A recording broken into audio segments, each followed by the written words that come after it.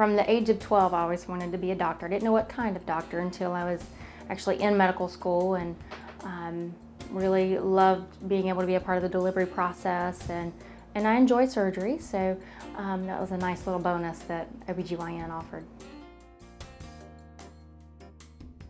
Well, we have a variety of patients that we see.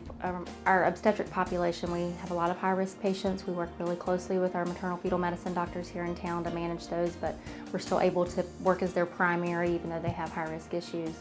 And we have very normal patients that want to have their natural vaginal deliveries, and we encourage that, and so we have a great team of educators that help with those patients. And but from a GYN side of things, I'm really interested in minimally invasive type of procedures. So I'm trained on the robotics, and so I do the Da Vinci surgeries and any of the laparoscopic procedures that need to be performed. I enjoy doing those.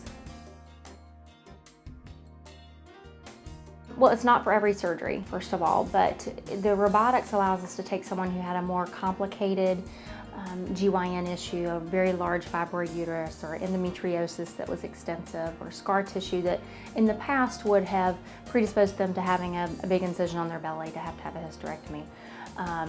We're now able to still do that laparoscopically in most cases.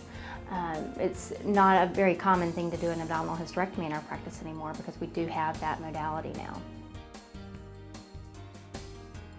Well, we focus on what their desires are for the pregnancy. Everyone coming in here has some preconceived notion as to what's going to happen during the pregnancy, what delivery is going to be like, and so a lot of that first visit is getting to know them and figuring out what they want and what they expect, and making sure that they're tied into all the resources that they need.